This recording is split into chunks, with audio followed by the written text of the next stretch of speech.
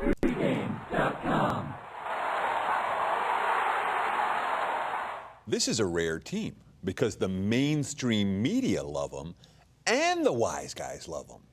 Teddy Covers and Steve Fezzik here on pregame.tv, and it's time to talk about the 2015 Green Bay Packers. Lined over under 11 wins. What are we going to do, Fez? I'm going to go, for an opinion, over 11 plus $1.10 Green Bay Packers. Now, when I go over 11, that's usually a high hurdle, so I'm a little cautious whenever I go over a number that high. But there's a lot to like about the Packers, and what I like about them, 5 years of excellence. The last 5 years, they won 10 games, 15 games, 11 games, 8 games asterisk, 12 games. Well, the year they won 10 games, they won the Super Bowl.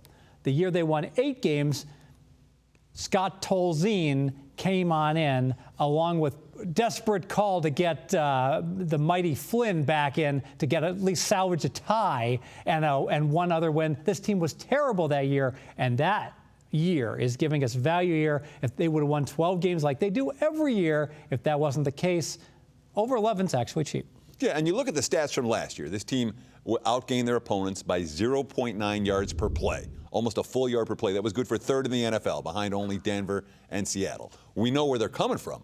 But again, you look at the minicamp reports, and they were gushing over the Green Bay Packers passing game. We know how good Aaron Rodgers is. If there was one game that I had to win today, I'm not calling Brady, I'm not calling Manning, I'm calling Aaron Rodgers. He would absolutely be the quarterback I would use for that. But the receiving core, people know Jordy Nelson. People kind of know Randall Cobb.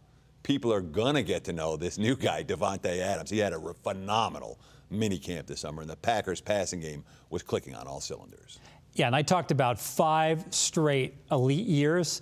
Forget that. Forget the past history. Let's talk about the end of last year. I had Green Bay power rated every bit as high as any other team in the NFL, and my power ratings, Teddy, which are available at pregame.com, are always correct. And they were substantiated by the fact that they went to Seattle, the hardest place to play in the NFL, and they had the game won despite Aaron Rodgers basically playing on one leg.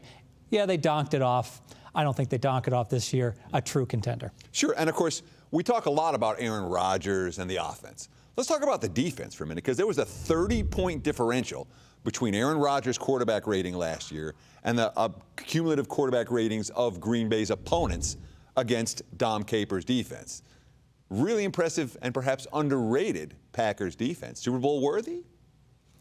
Super Bowl worthy, but we're just going to stick with an opinion. Green Bay over 11 plus $1.10. I'm very cautious. I don't like to play into that high vig Super Bowl futures market. We discussed that before. So we're sticking with Green Bay as an opinion on the over 11 plus $1.10. However, week 1 outstanding opportunity. They go to the Bears, and as you will find out, we don't like the Bears. We like the Packers. Going to lay 5. In a previous video, we laid 4.5 in this game. Not surprising. It's up to -5. Hey, it's going to go higher. Jump on at -5.